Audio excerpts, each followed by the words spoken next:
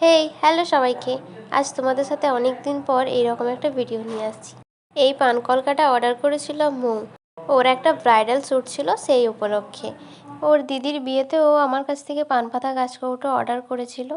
তো আজকের টপিকে হচ্ছে এই পান কলকা। তোমরা দেখতেই পাচ্ছ যে পানটা কিন্তু অনেকটাই ছোট। এটা আমাকে ওই বলেছিল যেন পান পাতাটা ছোট করা হয়, যেহেতু ও বিভিন্ন অ্যাঙ্গেলে নাকি ছবি তুলবে।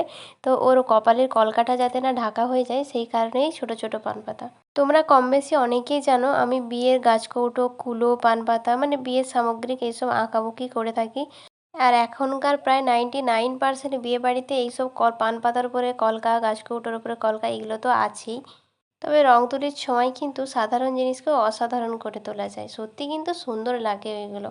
তোমাদের সাথে কথা বলতে বলতে আমার কাজ অনেকটা হয়ে গেল। আমি নিজের মতোই ডিজাইনটা করছি। ও আমায় কিছু বলে দেয়নি, শুধু বলেছিল যে পান পাতাটা যেহেতু ছোট তাই হিজিবিজি যেন কিছু না হয়। তোমাদের সাথে একটা মজার ঘটনা শেয়ার করি।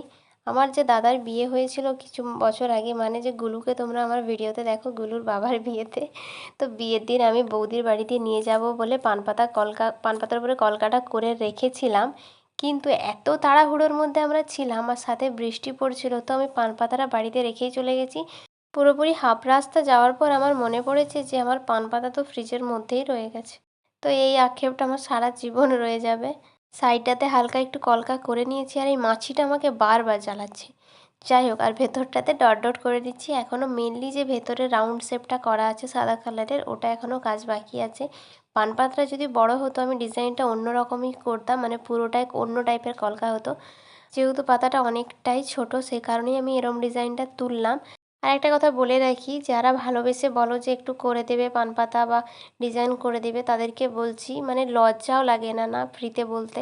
এটাতে আমাদের প্রচুর পরিমাণে পরিশ্রম হয়, এতক্ষণ ধরে বসে থাকা, তার সাথে রং খরচাটা আমি ছেড়েই দিচ্ছি। এটা না হলেও আমাদের নিজস্ব তো একটা পারিশ্রমিক থাকে, সেটাও বলে না। এই কারণেই আমি অর্ডারগুলো বেশি কাছাকাছি কিছু নিই না, মানে আমি অ্যাভয়েড করে যাই টোটালি। যখন বুঝতে পারি যে তাদের টাকা দেওয়ার ধান্দা নেই সে কারণেই নিই না।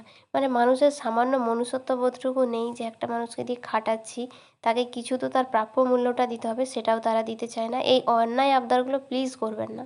চলো, এটা ছিল ফাইনাল লুকটা। আমি ভেতরে লালটার বাইরেটাতে ডট ডট করে করে দিয়েছি, একটু খালি খালি লাগছিল বলে।